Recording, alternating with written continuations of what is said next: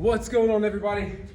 So today I'm going to talk about getting results the right way and quicker. A lot of times when we are lifting weights, whether it's a bench, squat, a lunge, a curl, no matter what the exercise is, we tend to go through the motions thinking that that's the only piece of the puzzle, just doing it. One big thing that you have to focus on is creating that mind to the muscle connection. So in order to do that, you need to slow down the repetitions. Unless you are an advanced or intermediate lifter, it's likely that you need to take this approach. Even myself, I've been doing this a long time. I'll stop, I'll make sure that I'm hitting the muscle the right way.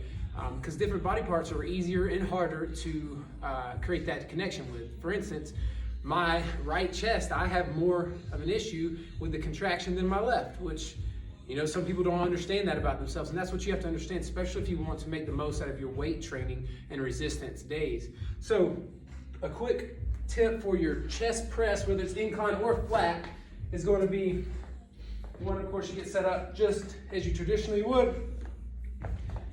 You're going to lean back, and as you're pressing up in this motion, your shoulders should be flat on the bench, feet should be dug into the ground, extending up.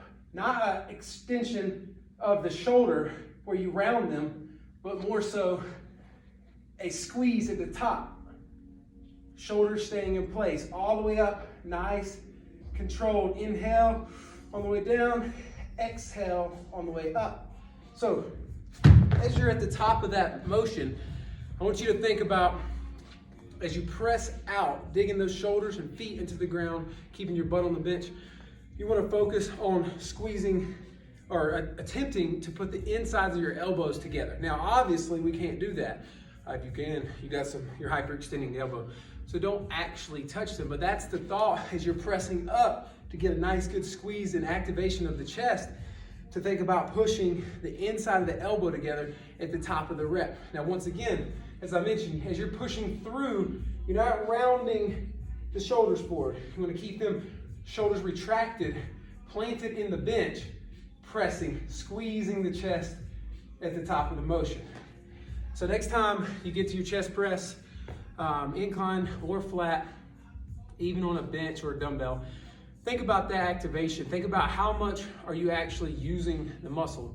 One last tip there is, if you don't know, obviously you have both hands busy. If you have a dumbbell, you can take one dumbbell and just lay it on the chest and make sure that you're actually squeezing throughout that motion. A lot of times that deltoid will take over in the chest press, which is okay that it's utilized, but you don't want it to be the primary mover here. So as you're going through your chest press, be sure to make sure the activation is happening, and make sure that you're slowing down your reps so that you're actually getting the most of your work. Apply this to all muscle groups as well. Slightly different cues in each and every one of them, but as you're going through a lunge, a curl, a press, extension, anytime you're targeting a certain muscle, make sure to slow it down, think about it for a second, and make sure that muscle is actually working. Hope this helps you out.